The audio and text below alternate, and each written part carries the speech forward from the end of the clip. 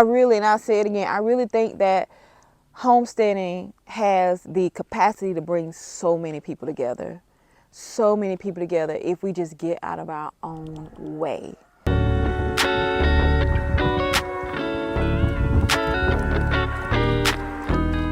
So I am leaving my bee yard here. As you can see, yeah. So I'm leaving my bee yard, and something came to my mind. I wanted to let you guys know that this video is probably going to be something very weird because of the subject matter of the third thing. I wanted to take a day, think about it to see if I really wanted to put it in there because it's a little sensitive. But I'm going to go ahead and put it in there. So I just want to let you know, if you kind of see me change clothes or you see me change, you know, scenery or anything like that, it's only because I really wanted to think about it rather than I want to talk about it. But I'm going to be a big girl and I'm going to talk about it. Let's go. My God, Bird Lady Speaks here, coming to you guys with a hopefully quick video. And this video is in response to Austin and Kay from Homestead. I will link their channel down below. This is somewhat of a challenge video or a call to action video to where homesteaders give 3 things they wish they would have known before starting homestead. So let's jump right into it.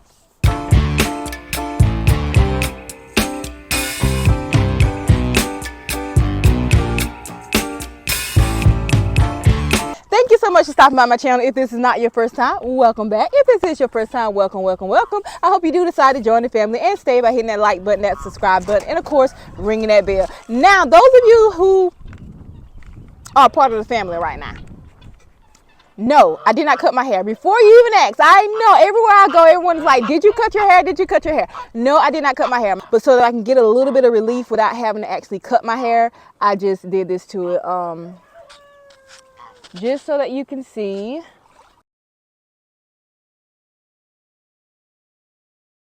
Maybe this one.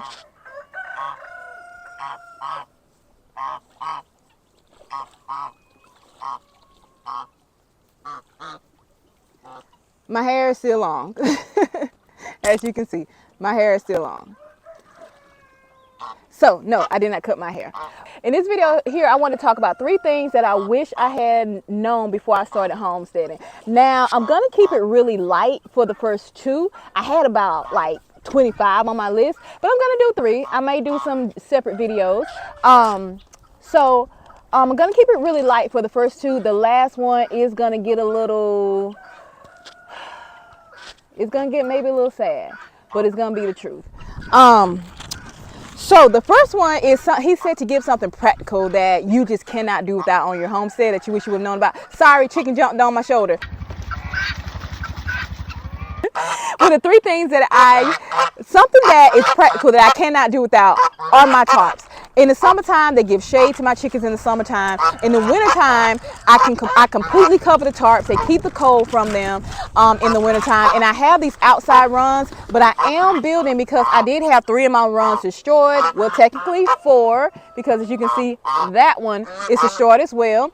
So I had 4 of my runs destroyed in Hurricane Helene. So I'm just building other coops. And this is one out there. I'm moving my chickens to over there, so I'm building a coop over there. So, but these tarps, I do everything with these tarps. I cover firewood. As you can see, Noah's little barrel is over there that he sleeps in. And above his barrel, I have a tarp tied to the tree so that the sun won't beat down on his barrel and cause it to get too hot on the inside. I'm leaning. Boop, there we go. But I'm leaning this way now. Okay, hold on. Boop, there we go. All right, so I'm just gonna have to lean. But I use tarps for everything. I cover up everything with tarps. I mean,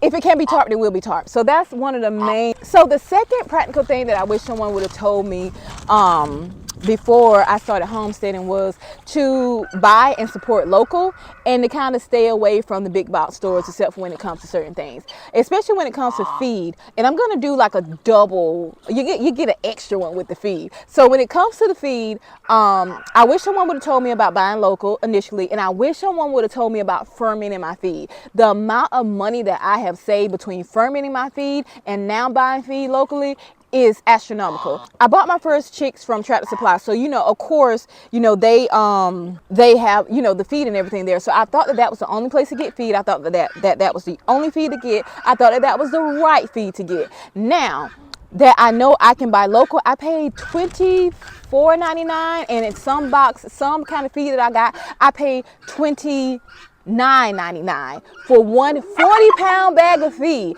Now I buy feed from local suppliers. The feed is made right here in Georgia. I pay $12.50 for a bag of feed. I pay $10 for a bag of cracked corn, and it's 50-pound bags. So I pay over half of what I paid for the big box store. So I wish someone would have told me. Plus, now that I am fermenting my feed, I am able to save a lot of money by fermenting my feed. So that's something that I wish someone really would have told me, not to depend on the big box stores. They're fine, but not to depend on them for things like feed and things of that sort. Your hay, get that from a local farm store or something like that. And I'm gonna see if I can get my dad to kind of, he's pulling up because he's nosy. So this is my dad. Hello, I'm Dad. Hello, people. And I'm gonna see if I can get him to do a separate video. Okay, so there's a homesteader. I sent you the link. He's asking for 3 practical things that you wish you would have been told before you started homesteading. What's the first 3 things that come to your mind? An additional source of water, an additional source of electricity, an additional room to store. That's right at the top of my head. Reasoning behind it, electricity goes out. We can't pump water out of the well, so we need to have something like the old days that you can pump it up out of the ground. Electricity goes out. We need to have solar backup so that we can utilize our well. And what was my third one? I forget. Storage. And of course, when times are hard, people produce more, or common sense people produce more. So we need to have enough room to store, because even though we're on the homestead, people do things year round, but primarily there's a season for everything, right? And so like now we're not using the generators, right? But we got them covered up with those tarps that I was telling y'all about. Covered up with tarps. And we've got and also for any generator user, also when you're not using your generator, please put the solution in there to store it. That won't allow it to rust, because when you do crank it up, you're gonna have problems out of it. So make sure that you do that. What else comes to mind? Most of it's common sense. Yeah, we think that, but until we get into it, because look at how many it's a lot of common sense stuff that we didn't prepare for in Hurricane Helene. It really didn't hit us until we were without during the storm. So, but I'll be right back with y'all guys. Well, that's my dad, so I'm gonna try to get him to do his own video so that he can give you a little bit more details on what he wants to say. But back to buying local. And also when you're buying local chicks, I've learned that it's better to support homesteaders who do it than hatcheries who do it. From my experience, I've been able to get better quality chicks from homesteaders who do it. Plus, it costs money to homestead, and to put it back into the homesteading community it's a great feeling. And then sometimes with some people, you create a barter system. Like it's a guy that I actually had kind of like a barter system with. He just blessed me with 12 standard of perfection, heritage breed, purebred Rhode Island Reds, and which you cannot find those at hatcheries. It's almost impossible to find purebred Rhode Island Reds that are the standard of perfection. He blessed me with those. I gave him some money for it, of course, because I can't take stuff from people. But in turn, all of my goose eggs and all of my ruined duck eggs, I'm giving them to him because he hatches them out. He butchers them, he puts them in the freezer, because his wife has lupus and she can only eat meat that is, organically produced on their farm. She can't eat any kind of meat with hormones or anything on it. So, so that's what we do. You create like a barter system with different homesteaders, and you get to actually support them. And in turn, sometimes they will actually support you as well. And I'm going to throw this out here. If you're getting chickens, I know we're supposed to give 3, but I have to say this. If you're getting chickens, have a backup plan for roosters, because all of my roosters free range. I just started butchering some of my roosters, and I make like chicken and dumplings. I make soup, bone broth, and things like that with them. And I plan on, if something does happen later and I can't get, to the store to get dog food for my dogs, I can just, boil a rooster for them. So I'm storing up roosters for my dogs. But prepare for roosters. If you're not gonna butcher your roosters, then the wind is blowing. If you are not going to butcher your roosters, then you definitely need to have a backup plan for your roosters. Join Facebook groups, because some people just like to buy roosters because they like to eat them. Some people want to breed their roosters. I was able to buy a cream leg bar rooster because I wanted to produce more cream leg bars. This one right here is basically piggybacking off of what Austin talked about when he talked about the isolation of being a homesteader. I want to take it one step further to talk about the isolation of being a Black homesteader. Yeah.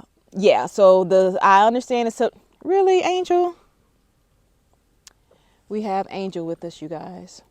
So it is isolating being a homesteader, especially when you live in a very small rural area like I live. It's not a lot of people here who look like me that are not family. And where we live, it's isolated areas. One of those areas, if you don't know where it is, you're not going to be able to find it. It's just one of those really, really small areas to where there is a lot of history. And where I live, it's a very segregated place. Like, in order for me to go to my church, I drive 2 hours to go to church. I don't mind because it's totally worth it. My church is amazing. But I remember talking to my dad when I first got down here. I was like, hey, on the days that, I might be too tired or I don't want to drive up the road, is there a holiness church here? And he was like, yeah, the closest thing to a holiness church is going to be the Church of God in Christ, which is in the next town over. So I'm like, okay, cool. And he was like, but you can't go there. And I'm like, why can't I go there? And he was like, it's not a Black church. And I'm like, I don't care. I don't care. My church isn't a Black church. My church is a church because Jesus is Jesus. And he was like, no, the churches here do not integrate. The churches here are still segregated. And I'm like, but it's Jesus. It's like literally Jesus. It was really strange to me to get used to how things are. And my dad was like, yeah, it's really segregated here. So this may not be the case for all Black homesteaders. This is my experience because of where I live. And as you know, as homesteaders, it's already isolating. Like, no, if people think you're crazy, people think you're paranoid, people think that you're conspiracy theorists, which we are, but we're usually right. See what's going on with eggs. We try to warn y'all, but it's like, it's hard to find someone, because I have all of this knowledge in my head about homesteading, about animals, about dogs, and about chickens and different birds, that I look at myself like this chicken scientist who wants to create this certain color egg. I almost got it. So I love things like that. I'm breeding my Muscovies to try to get, a more lilac color Muscovy. I'm doing all of that, and I'm so excited about it. And the only person that I can talk to about it is my husband. And he usually falls asleep while I'm talking, because it really doesn't interest him. But I'm so excited about it. I don't have anyone to talk to about it. So my experience where I live is not a very welcoming area. When I go to Tractor Supply, when I go to the feed stores, and when I go to different places or farm stores, I don't see people who look like me. And I'm the type of person, I walk in the store, I'm like, hey, how you doing? Or, hi, how are you? That's just me. That's who I am. And I'm just kind of looked at. Oh, my apologies. I want to come in and interject because I forgot to mention the place that I used to get my feed from. It was a place that they know my dad. And he introduced me to one of the young ladies up there. She was very nice to me. She was very sweet. Caucasian lady, yes. And like when Hurricane Helene hit, when I would walk in the store, my nickname is Sissy.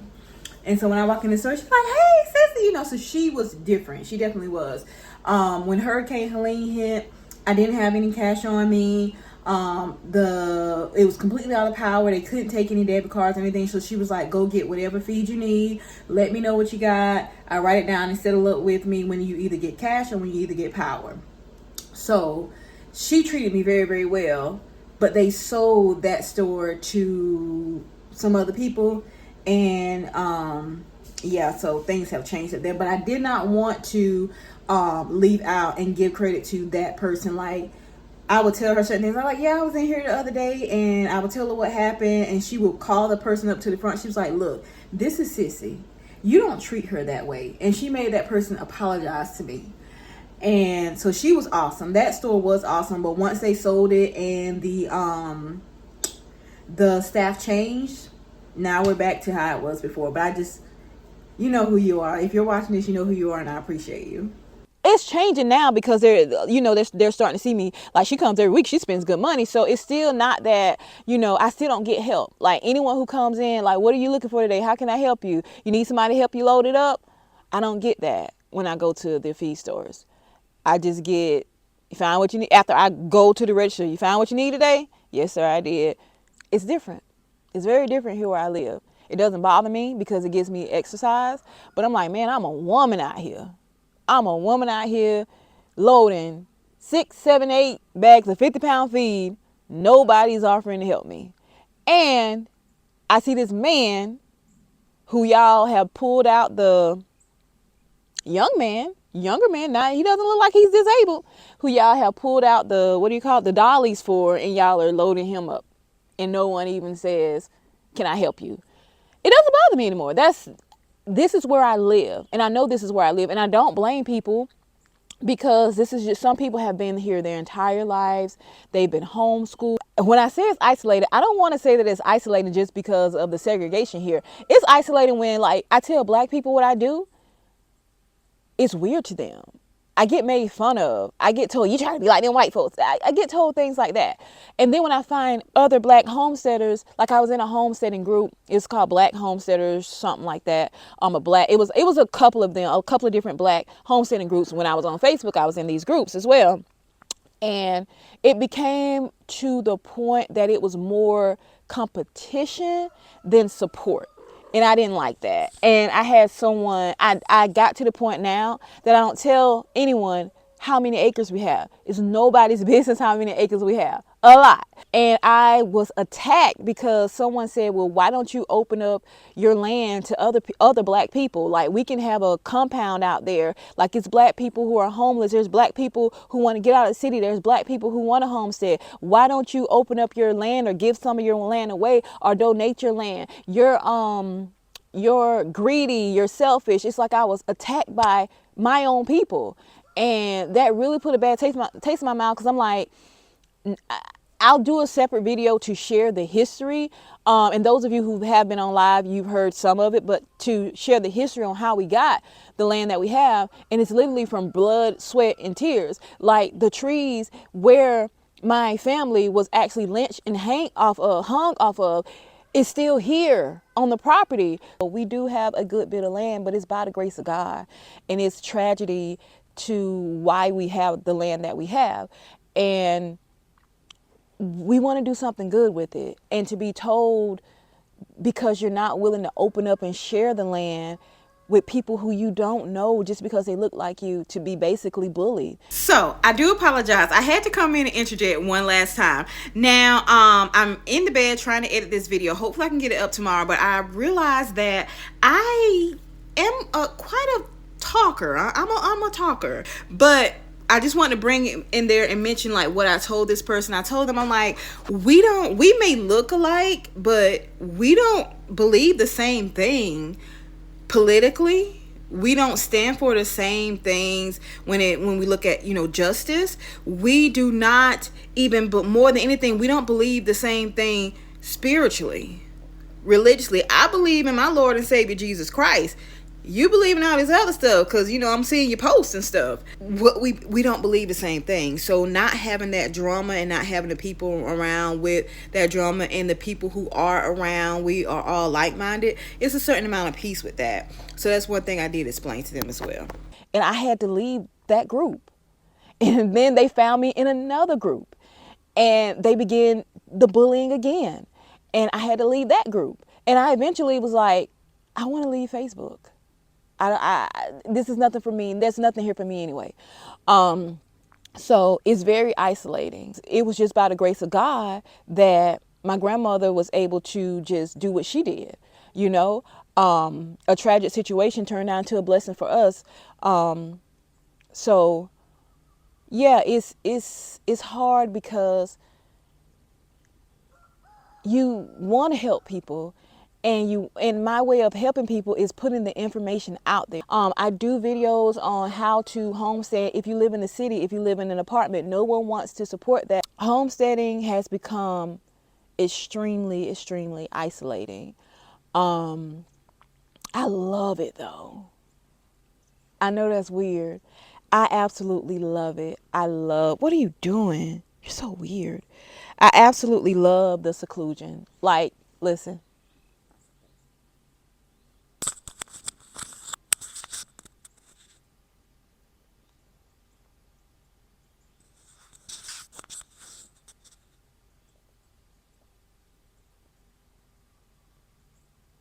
I love it. I absolutely love it. I'm able to do, God bless me to do something that I find joy in doing. God bless me to be able to do something to try to help people. I just love to talk about this life out here. I find bees and chickens and plants. I find it all so fascinating. And that's why I say I believe the homesteading community, we have the opportunity to end so much of the hatred that's in the world today. I mean, most homesteading people that I contact are some of the most loving people. But then again, they're usually not from my area. When I went to the poetry show, of course, there was no one there who looked like me that wasn't security or helping direct the traffic or whatever. And that's everywhere I go. And it's certain places that I want to go, trade shows and bee expeditions and homestead, and like I want to go to West Virginia to Wade Petrowski's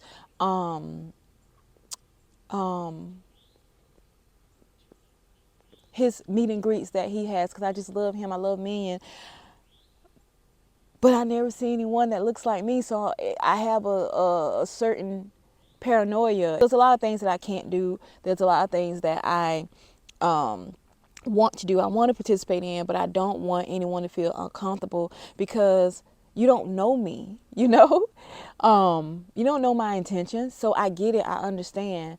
But I just wish I would have known. I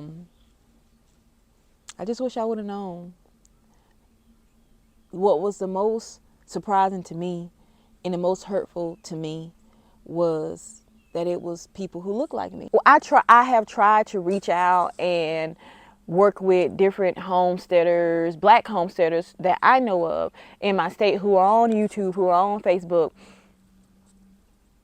Pretty much got rejected by them, you know.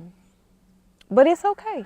It's okay. And I believe they may have had some of the experience that I experienced, so they're really leery of it now. So I understand it. I really understand. I don't fault anybody for what they believe. That's between them and God. I don't fault anybody for how they believe. That's between them and God. I mean, I have nothing to do with that. But like, I love the isolation, but sometimes I do want somebody to talk to. But sometimes I feel like maybe God put me here to be able to show people that there is a difference and to be able to bring people together, because that's what I want to see. I want to see homesteaders come together. I want to see us come together no matter the color of our skin. It does not matter. Honestly, it does not matter. Because if I have something you need and you have something I need, when times get hard, I might want some butter. You ain't got no chickens. You want some eggs because you want to make a cake. Hey, let's swap out some butter for them eggs. You know what I'm saying? You want to can some salsa? Okay, I'll supply the tomatoes for you. Make me a loaf of sourdough. Bam, there we go. You know, and it doesn't matter what color we are. And I'll say it again, I really think that homesteading has the capacity to bring so many people together. So many people together if we just get out of our own way. I really honestly believe that the paranoia, some people, like, it's racist, it's right. I don't think it's racism. It's paranoia. It's the homesteading community. We're very secretive. We read a lot. We go down rabbit holes. We are conspiracy theorists. Yes, we are. So it's just a distrust of someone who's not known. That's what I take it as. It's just paranoia. But that's all I got. I hope I didn't step on anyone's toes, because I definitely don't want to do that. I hope that what I said made sense. I hope I didn't offend anyone. I'm just telling my story, what I've gone through as a homesteader, and something that I wish I would have known. Man, I'm just me. Like, get to know me. Then decide if you like me. But don't automatically just look at me and just say, and decide because of who I don't want to help her. What is she doing in my store? Oh, she's spending money. Good, she's spending money, but we're not going to load her stuff up. We're going to load all these other people's stuff up, but she can get it herself. You know, get to know me. Talk to me. I mean, I'm hilarious in my eyes. Angel, am I hilarious? Am I hilarious? Angel. She's back in her spot.